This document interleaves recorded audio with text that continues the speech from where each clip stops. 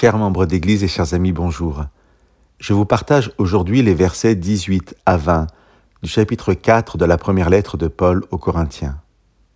Certains d'entre vous ont fait les prétentieux en pensant que je ne viendrais pas vous voir. Mais si le Seigneur le permet, j'irai bientôt chez vous.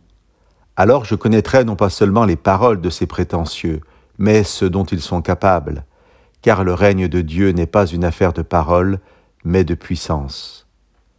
Dans nos partages d'autres versets de cette lettre, nous avons plusieurs fois rappelé que Paul doit régler des problèmes qui se sont produits dans l'Église après son départ. Ici, il avertit ceux qui se disent chrétiens, mais qui agissent contrairement à la fraternité, que le règne de Dieu ne consiste pas en parole, mais en puissance.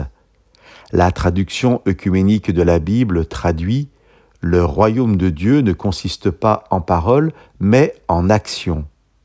Que nous parlions de puissance ou d'action, Paul sous-entend que c'est l'œuvre de l'Esprit de Dieu qui doit se manifester au cœur de l'Église à travers les croyants, et c'est l'œuvre de l'Esprit qui témoigne de la vraie conversion.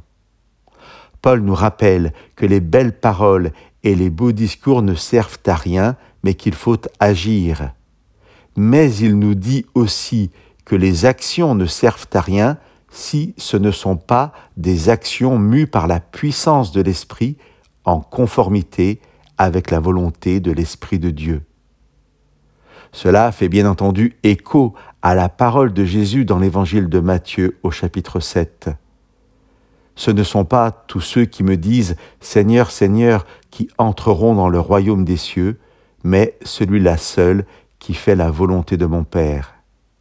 Alors, chers amis, encore une fois, rappelons-nous d'accueillir l'Esprit Saint que le Père nous donne et laissons-le agir avec sa puissance dans nos vies.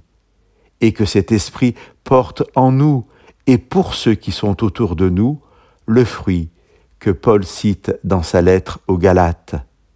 Amour, joie, paix, patience, bonté, bienveillance, foi, douceur, maîtrise de soi.